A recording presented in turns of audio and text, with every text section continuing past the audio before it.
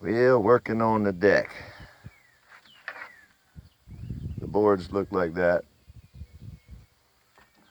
The deck started to collapse. You can see that side's still lower. I don't know if you can see it, but I'm gonna have to jack that side up once I'm done this side. So it's a good inch or so lower after about 10 years of sitting here. But when you flip the boards over, they look like new almost, so there's no sense in destroying them in some cases. But they're always bowed and bent, kind of like a spaghetti noodle. So for those that say, well, you can't reuse them because they're bent, I figure I'd show you a little trick that I always use because, hey, poor ass people got poor ass ways, and we try to save a dollar where we can. But just a quick video to show you. I got it laying pretty well straight down through there, and you can see that this side is sitting up on the board. So if I put it where it is, you can see the gap. Well, you don't want a gap like that. You want them kind of tight like this. So, I mean, a lot of people already know this. For those that know it, this isn't for you, but for some people, this might be valuable information. I don't know. But either way, I'm looking at the board and I'm saying, well, it's kind of bowed like a horseshoe in the middle. So what I'm gonna do is, well, first thing I'm gonna do is make sure my line's pretty well close to straight because I'm gonna cover this in anyhow, so it don't have to be perfect, but I try to get as close as I can. It's tight right there, but it's not all the way till you get down there. So what I'm gonna do is come to about the middle of the board and lean it up and slide it up close. Now, we're up on top of the board down there, but we could kick and bend that back once we get the center of the board about where you want it.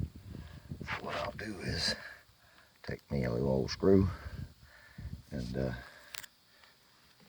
I'll make sure it goes in there to hold this board in place where I can get it to be tight right there. So go ahead and run me a screw down in there, and you can see it's still sticking up on the ends down there. Not much cat hair stuff. And it's up on top. So then I'll go down here a little bit, and I'll just take my toe and kick it over just a hair, and then I'll push down on it. Grab me another screw, and you can see how tight it is right there. In this case, I'm going to have to start some new holes.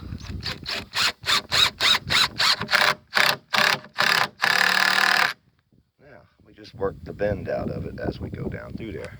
You can come down here, and you can see it's up on the edge right there. You take your toe, you don't have to move it hard. I mean, it's old lumber. You know, sometimes you might have to kick it a little harder, but you know what I'm saying. I'm trying to hold the phone and do this at the same time. But you kick it over, you can see you bend it pretty much where you want to go. So just start it in the middle, up nice, tight, and close. And once you get a screw in, you can walk over and just stomp down on it one time. And voila, it's nice and tight. So you can use your board stretcher and bend your board back to where it's nice and tight and straight. For those of you that don't want to buy new lumber, and remember, these boards are over 10 years old.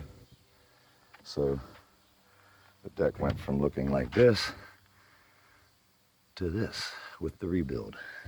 But you better get you a bucket of screws, all I could tell you, because you're going to need them. I know you will never get all the old screws out. That's another part of the job, getting the screws out of the wood. But just a quick video, let everybody know how to rebuild the porch the poor man way. And I'm back quiet.